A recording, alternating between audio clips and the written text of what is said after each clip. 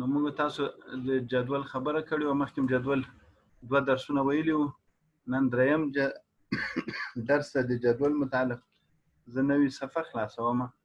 او نوې صفحه کې هماغه ځمه که جدول متعلق موږ کمانډ اجرا کوو نو جدول به مربوط هلته موجود وي. که چېرته جدول په صفحه کې موجود نه وي نو موږ بیا کمانډ نشو اجرا کولی. زه دلته کلیک ورکوم او دلته فرضاً یو جدول راولم. دا جدول ده او دې موږ تاسو ویلي وو د دې عمودي خانو ته دې ته کالم ویل کېږي او افقي د خانو مجموعې ته دې ته را ویل کېږي. نو که کله کمپیوټر ته وایي چې را ختمه کړم یا راولم نو تاسو به پوهېږئ. او همداسې کالم او دا یو سیل چې ده دې ته یو خانه چې ده دې ته سیل ویل کېږي. نو موږ تاسو همدلته لی آوټ کې پرون انشاءالله تر دې انزرټ سیل پورې چې هغه پورته سیل راولو یا کښته راولو تر دې درس ویلی وو. نن یو درس ده هغه دا ده چې موږ اوس فرضاً په دې خانه کې موږ لیکل غواړو. دلته یو خو دا د انګلیش په سیستم باندې عیار ده او موږ تاسو ویلو دا پراپرټیز ته لاړ شو او دلته ټیبل کې به ورته وایي چې رایټ ټو لیفټ جدول عربي پښتو په سیستم عیار کړه. نو دلته موږ تاسو دلته لیکو شماره لیکو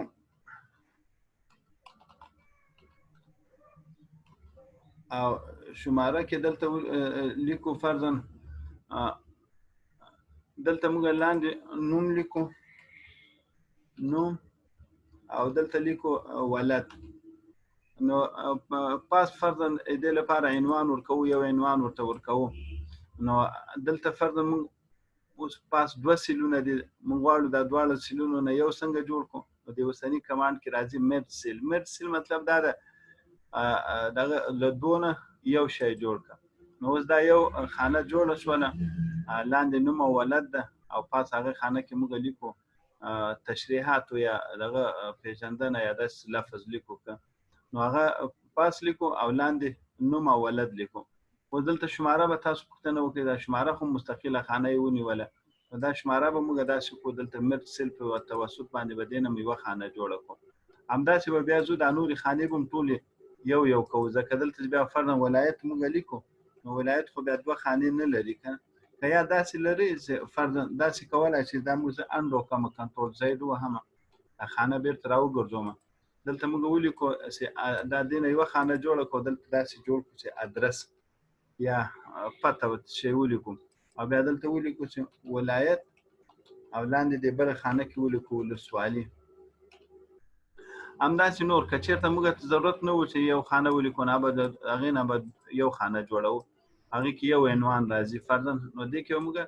یو عنوان داسې راولو، هغه خانونه به یو جوړ کړو. فرضاً د اخر کې موږ ولیکو ملاحظات او پاتې شو منځ کې هم همداسې موږ لیکو فرضاً تنخواه او دې بل کې لیکو تعلیم فرضاً لیکو یا زده کړې. او په همدې ترتیب باندې موږ جدول جوړ کړو. اوس دا پورته شماره ټکی چې ده دا اوس د چپ طرف ته پورته کونج کې لیکل شوی ده. موږ غواړو دا لږ به راتیر شو، دا درس به دلته ختم کړو. دا یې منځ ته وړل غواړئ، ښي طرف ته وړل غواړئ او بیا افقي عمودي منځ ته وړل غواړئ او عمودي شکل ته او بیا لاندې وړل غواړئ او دا لاندې منځ ته وړل غواړئ. که تاسو فکس سنټر کې په منځ کې راوستل غواړئ دا وهئ منځ ته به راشي. نو اوس موږ دا ټول همداسې غلط لیکل چې موږ غواړو چې دا منظم شکل سره ولیکل برابر شي، نو دا به ټول داسې کوم منځ ته به یې راولو. اوس ګوره ټول د دې سیلونو په دې منځ کې ولیکل شولو. نو دلته دا موږ تاسو جدول مکمل شولو. نو په دې ترتیب موږ دا مرج سیل نه دا استفاده کوو چې له 2 سیلونو نه یو جوړ کړو. لکه موږ تاسو دلته اوس کار کړ سپلیټ سیل. سپلیټ سیل دا چې یو نه و، اوس دلته موږ دا 2 خانې یو کړي دي دا تعلیم. نو دا موږ بیرته دې ته 2 خانې جوړو. نو دا تعلیم به یا ډیلیټ کړو یا نه، خو دلته به کلیک کړو په همدې خانه کې. په دې کې ستاسو کلیک کې سپلیټ سیل. سپلیټ سیل فرق دی یو نه 2 جوړول. دلته وهم او به دا به اوکې کړو، نو هغه یو سیل نه به موږ ته 2 سیلونه جوړ شي. خو دا یې په اصطلاح ښي او چپ طرف ته تقسیم کړل. او که موږ غواړو چې ښي چپ طرف ته نه وي، لکه څنګه چې دا ولسوالي پورته او ښکته په 2 برخو باندې تقسیم کړو، دلته اوس موږ دوه کالم ورته ویل چې کالمونه راته دوه کا کالم به یو کوم او ورته وایي چې راګانې راته دوه کا نو اوس به یې ګوره ښکته او پورته سره په دوه حصو تقسیم کړه نو که ستاسو داسې دا سیل په دوه حصو تقسیمول پورته او ښکته یا ښي طرف او چپ طرف ته نو هغه په همدې ترتیب باندې تاسو تقسیمولی شئ دا سپلیټ دا سپلیټ سیل شلو نو مرج سیل مطلب له ډېرې سیلونو نه یو جوړول او دا داسې مې استعمالي زه دلته ټیبل جوړوم او ټیبل کې دا بیا داسې دا ډېره دا ټوله ساحه زه غواړم دا سیلونه ختم شي نو دلته مرج سیل ورته وایي دا ټول ختم شي یو سیل ته جوړ شلو بیا کنټرول زید کوم همداسې بیا همدومره ساحه وي هغې نه سیلونه ورکوو د سپلیټ سیل په توسط باندې سیلونه ورکوو د دې سپلیټ ټیبل دوه ګټې دي یو خو دا دلته موږ عنوان لیکو کله چې موږ پورته عنوان لیکو د عنوان لپاره چون دلته موږ ټیبل اچولی د پورته ځای نشته که زه دلته ولیکم د معاشاتو جدول نو دلته معاشاتو جدول موږ نشو لیکلی ځکه دلته لیکنه سلیکټ کېږي نه سلیکشن نه راځي نو موږ به د پورتنۍ خانه کې ودرېږو کومه چې ابتدایي اوله خانه ده دلته ورته وایي سپلیټ ټیبل دا ټیبل یې ښکته وغورځول نو ورته اوس موږ دلته ولیکو فرضاً د معاشاتو جدول دا مو څه ولیکل نو د سپلیټ ټیبل په توسط او که چېرته موږ سپلیټ ټیبل کمانډ کار نه کړو نو پاس به موږ یا ټیکسټ باکس کې لیکنه کوو او یا به یې نشو لیکلی اوس موږ جدول یو انټر هم ښکته وغورځول او پاس هغې باندې موږ لیکنه وکړله دا د سپلیټ ټیبل په توسط باندې همداسې لاندې راځم تر دې زما جدول مکمل شو لاندې نور سیلونه یا نور جدول زما نه ده په کار نو بیا هم زه همدې کمانډ ته ځم لی آوټ ته ځم او لی آوټ کې سپلیټ ټیبل ورته وایم نو هماغه جدول په دوه برخو باندې تقسیم کړو لاندې حصه ترې مستقله شوله او پاسنۍ حصه هغې نه هم مستقله شوله نو په دې ترتیب باندې موږ کولی شو د سپلیټ ټیبل په توسط باندې موږ دا کولی شو چې ټیبل په دوه حصو تقسیم کړو یو او یا که بره موږ څه دغه کړی که چېرته بره موږ د عنوان لپاره ځای غواړو نو هغه هم د دې په توسط پیدا کولی شو بل دا د اټوفیټ دا خو اوس موږ فرضاً دا جدول چې دی موږ وړوکی په کار ده موږ غواړو چې دا د لیکنې مطابق راسي او دا خو په هغه وخت کې کیدای شوی چې کله موږ ټیبل له سره انزرټ کوو صفحې ته ټیبل داخلوو اوس موږ ټیبل تیار جوړ کړی ده که زه اوس دا ختموم او بل راولم بیا وخت رانه اخلي نو دلته کمپیوټر اتومات یو آپشن ورکوي چې اټوفیټ کانټینټس مطلب دا د ټیبل د لیکنې مطابق وړوکی شي اوس خو چون لیکنه نشته نو بالکل وړوکی شو که دې کې اوس لیکنه موږ کوو دا به د لیکنې مطابق خپله غټیږي نو دې ته اټوفیټ کانټینټس هم وویل او زوړ تیار ترتیب شوی جدول هم هغه اټوفیټ کانټینټس کو اوس وروسته بیا د عقب نشیني وکړله وایي چې یار هماغه پخوانی حالت کولو نو بیا ټیبل ته ځو دلته اټوفیټ کې بیا ورته وایو چې اټوفیټ وینډو ټوله صفحه دې ونیسي نو بیا به دا ټوله صفحه ونیسي نو چې کوم یو کې تا کار کول هغې کې ته کار کولی شي او دا بل فکس کالم ویټ هم تقریبا دا دواړه یو کار کوي خو یو سره د کالم په ټول برابر باندې صفحه دغه کوي جدول غټوي او بل دلته هایټ ده او بل وایټ ده دا د فرض د یو خانه موږ دا اول ورځ موږ پراپرټیز کې وویل په پراپرټیز کې هم دا ځای راځي ګوره چې دا موږ دا نه کوو هم نو دلته موږ د پراپرټیز ته بیا ټیبل پراپرټیز او دلته موږ د را په اصطلاح غټوالی او د کالم هغه عرض زیاتوالی دې ځینې هم راوستی شو او دلته لنډ شارټکټ غوندې راغلی اوس د دې یو سیل چې دا کوم سیل کې موږ فرضاً دې سیل کې زه دلته کرسر ولاړ ده دې دغه جګوالی ګوره هایټ ده هایټ موږ لږ ورزیاتوو ګوره هغه لاندې خانه غټیږي او که ته غواړې چې د دې کالم ده د دې عرض ورزیات کې یا کم کې نو دې سره عرض زیاتیږي او دې سره کمیږي دا خو همدې ځینه موږ کولی شو او که دلته موږ راشو ماوس په توسط باندې چې دا دوه غشي غوندې ښکاره شي نو تاسو دا جدول خانه غټولی شئ بره یې وړی شئ وړکۍ ترې جوړوئ لاندې غټولی شئ او چپ او ښي لوري ته بیا همدا سیل تاسو غټ او وړوکی کولی شئ نو په دې ځای نه هم موږ اجرا کولی شو او له دې ځای نه سیل سایز نه هم دا کمانډ اجرا کولی شو بل یو دا کمانډ ډېر اهم ده اوس موږ سره یو جدول د فرضاً دې کې خو لیکنه شوي دا جدول موږ جوړ کړی ګډ وډ هم جوړ کړی ده دا د خطونو د منځ اندازه چې ده دا مساوي نه ده برابره نه ده موږ غواړو چې هغه ټول سره مساوي شي. اوس لکه دا شین چې لیکلی دا سیل ډېر غټ ده، دا بل بیا وړکی ده، دا بل هم همداسې غټ ده، نو ګډوډ دی. نو موږ غواړو د دې دغه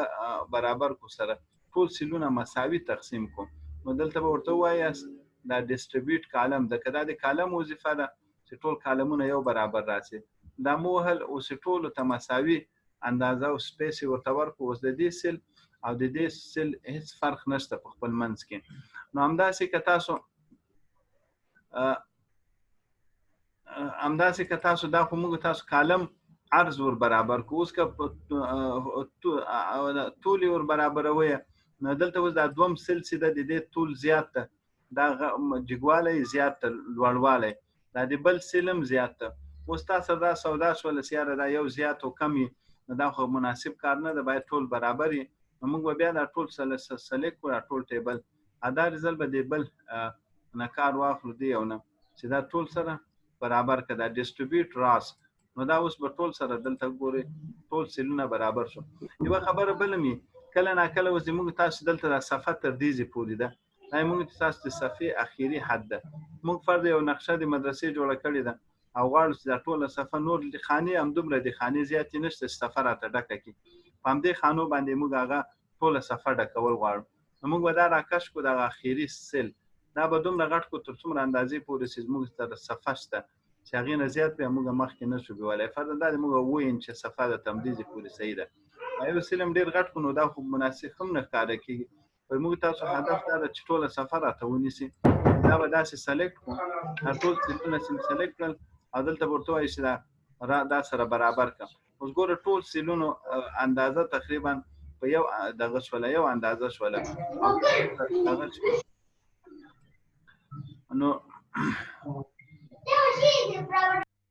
نو ټول یو اندازه شولو، د ټولو سیل او عرض او طول چې دا ټول یو قسم شولو. په دې ترتیب دا انسان خپل چې کله لږ سوچ سړی وکړي عین ښه مثبته استفاده کولی شي. همغه کمانډ ده، نور نو دې کمانډونو باندې دا ډیسټریبیوټ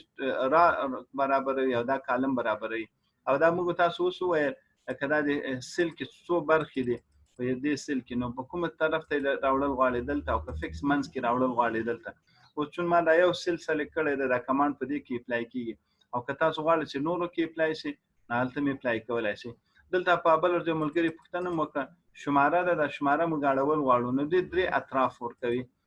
یو داسې شماره اړوو او بیا یې داسې له چپ طرف نه دغه کېږي او بیا داسې بیرته خپل اندازې ته ځي. نو که تاسو کله غواړئ چې لیکنه فرضاً دلته تنخواه ټکی ده، دا داسې هغه راولئ، ډایرکشن یې ورته بدل کړئ، نو داسې هم راوستی شئ او بیا یې داسې راوستی شئ او بیا بیرته په خپل پخواني حالت کې. نو کوم ترتیب چې تاسو غواړئ دې ځینې راوستی شئ. بل دلته د سیل مارجن ده. سیل مارجن که تاسو یاد چې موږ مخکې پراپرټیز کې ویلی وو، او دا ما تاسو ته وویل چې دا مغه د پراپرټیز مربوط کمانډ ده. نو دا موږ همدې په هغه باندې ویلی شو. دلته سیل ته ځو او سیل دا اوس دې سیل کې موږ لیکنه کړې، دا سین لیکل شوی. نو چپ طرف ته هم دا فرضاً موږ غواړو دا چپ طرف ته هم لږ ځای لري، او که فکر مې ښي طرف ته هم لږ فاصله سپیس لري. موږ هلته ځای نشته، که موږ دلته جدول غټوو، دا جدول له ساحې وځي، له خپل رسمي سایز له چوکاټه وځي. نو موږ څه کوو، موږ دلته ځو د سیل دا کوم اضافي چې دا خط نه د لږ فاصله ولري، دا فاصله ختمه و. دا ما هلته ویلی وو سیل ته ځو او دلته سیل کې ورته وایي ګوره لیفټ او رایټ د اشاریه 8 د فاصله خوړلې، زه دا ورته کموم، نو یو مې ښي طرف ته. اوس یې اوکې کوئ تاسو، نو دلته ګوره ښي طرف ته بالکل کرښې ته جوخت شو، معمولي به بس هغه کرښې سره به لګېدلی نه وي، خو ډېر زیات به ورته نږدې. او که زه دا چپ لوري ته بیوسم، چپ لوري ته بیا فاصله ورکړې، ځکه چپ لوري ته ما هغه فاصله نه ده کمه کړې. که تاسو کله کله یو جنجالي جدول وي، هغې کې ټکس ډېر زیات وي، عناوین ډېر زیات وي، نو که موږ همغه عناوین دغه کوو، همغه عناوین ټول ځایوو او د صفحې له سایزه، په جدول کې غټ مشکل دی چې صفحه موږ ته وړی هلته خانې زیاتې شي. نو که موږ خانې زیاته صفحې له سایزه وځي. ځینې کسان داسې جدول جوړ کړي به د دې غم نه وي ورسره چې دا به زه بیا پرنټ کوم څنګه، په ډېر تکلیف سره جوړ کړي جدول، اخر کې چې پرنټوي هغه نیم په پرنټ کې راوځي، نیم نه راوځي. او وجه دا چې دوی جدول ډېر غټ جوړ کړی، نو جدول به مخکې نه د صفحې چې کوم سایز ده موږ تاسو اوله ورځ درس کې ویلې وو فرضاً دا د موږ دا ځای ډبل کلیک کوم اول خو موږ دې ځینه پیپر دا A4 سایز یا لیټر انتخابو دا د موږ نارمل صفحه ده او بیا دلته مارجن دی نو د مارجن نه بیم تاسو بهر نه سي استای کوم موږ سره دومره ځای اضافي دلته چې لوري ته شته دلته چپ لوري ته او که تاسو داسې وکړئ چې دا جدول بيخي د سر ته ورسوي یا دینم بهر وباسي دلته په صفحه کې موږ ته کاریږي موږ کار کولای شو تغیرات پکې راوستای شو البته که بیا هم دا جدول موږ پرنټو نو نیم به نه راځي فرضاً تنخواه زی پورې به راشي تنخواه نه اقوا ملاحظات او تنخواه به نه راځي یا کتاب شماره او نوم به نه راځي نو دا شیان موږ دلته دغه کولای شو ام دلته به مراتب او هغه چې کله ډیر عنوانونه نو سیل کې موږ خې طرف او چپ طرف فاصله لکم کو هغه په وجه موږ ته یو حرف دوه حرف نور سهولت راشي بل دلته موږ تاسو د سارت مخکې موږ ویل ترتیب ورکوي ان شاء الله هغه کمانډ به تاسو ویلې دلته فرض موږ تاسو نمونه لیکلي دي دلته نوم شهرت رانه یې غالبا شهرت دلته شهرت ته فرض لاندې نوم ولادت ده نو دلته نوم لیکم فرضاً ولی می ولیکل او بیا خالد می ولیکل او بیا احمد می ولیکل دا نومونه موږ ولیکل اوس دې ته زه ترتیب ورکوم دا به سلیکټ کوم همداسې او دلته به ورته وایي چې دې ته ترتیب ورته ورکړم او بیا مغه اسندینګ ډیسندینګ دا مخکې موږ ویلی ولو او سارت بای کومه خانه کې ته چې کالم 2 ته ترتیب ورکوي او بیا دلته شرایط ټیکست د عدد د څه شي ده او بیا اول ترتیب دا د دوم دا په هغه وخت کې دغه کېږي چې فرضاً ته دلته موږ دغه جدول جوړ کړی نو بیا موږ اصولي جدول هم جوړ کړی نمونه اول خو موږ شماره خاصه مرتبه وي چې چیرته تاسو شماره ګډه وړه شوی د شمارې لمخې هغه مرتب کولای شي او بیا شمارې نه وروسته بیا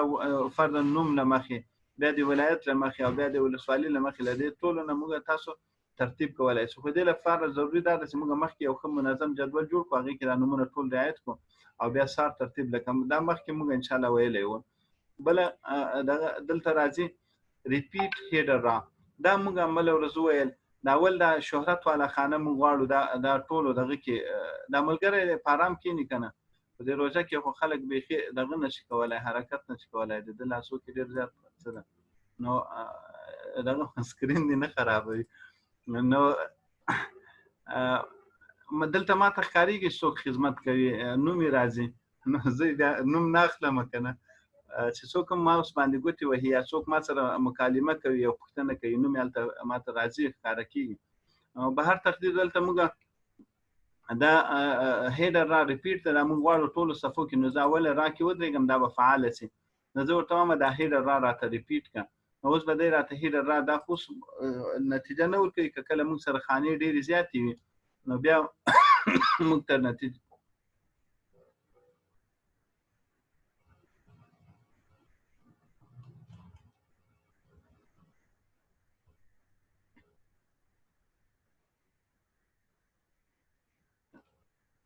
او دا بله دومه صفحه راله همغه هیډر را ګوره دلته ریپیټ شوله نو دلته چې اوس موږ تاسو دلته نور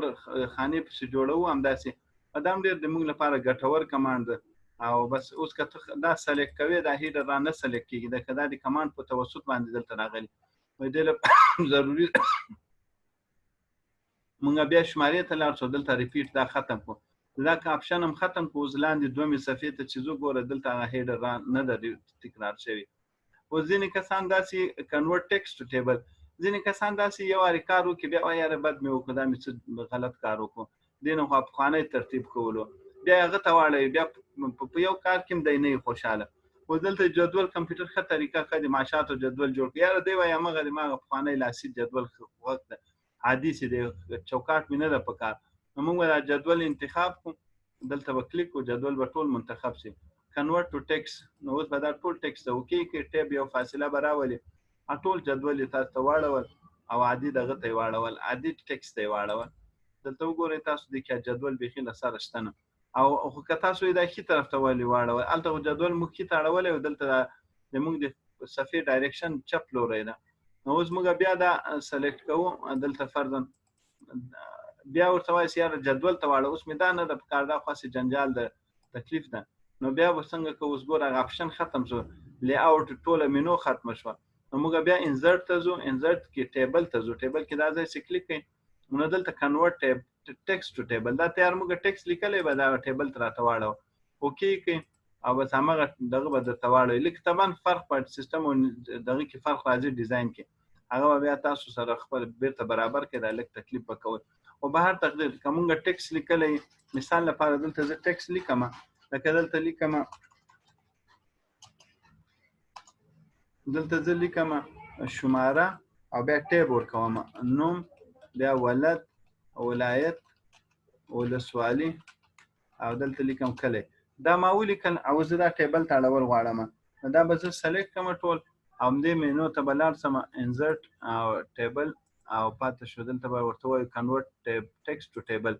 دا به اوکې به یې کوم، نو دا به موږ ته جدول ته واړول. او بل بیا همدې کې که تاسو نوره لیکنه کوئ ټیب باندې ګوته کېدی، لاندې به خانې زیاتېږي، که یو نیم خانه کم او زیاته وه همغه موږ کمانډونه وویل هغې مطابق موږ زیاتولی شو. نو دا لی اوټ ته ځو او دلته کنورټ ټو ټیکسټ، دا فارموله ده، فارموله که په ایم اس ورډ کې کار نه ورکوي، صرف د جمع فارموله څه ناڅه. اوس دلته د کس د فرد دا تنخواه ده یا پیسې دي حسابي ده ورسره، دا دومره حسابي ده، لاندې د دې فارموله جمع زه غواړم نو فارمولې ته به لاړ شم، فارموله ورته وایي سم ابو پورتنی عدد راته جمع کړه، اوکې که نو همغه ټول پورتني عددونه جمع کړو 1200 جوړ شولو. دا ګوره هغه نښه بدله شو، نو دې ته فارموله ویل کېږي. دې کې نورې فارمولې نتیجه نه ورکوي. او بعد دا موږ تاسو د درس د جدول اخیر سبا به ان شاء الله جدول کې لیک ډیزاین کې کار پاتې د لیک اجتماعي کار پاتې دا به ان شاء الله سبا کوو. او دا زموږ تاسو د درس پای و ان شاء الله که نور بس هر ورځ 2 بجې ان شاء الله د روزې هر روزې له وجه هغه مخصوصا درس نشي کېدای، نو روزانه به 2 بجې ان شاء الله درس ویل کېږي. او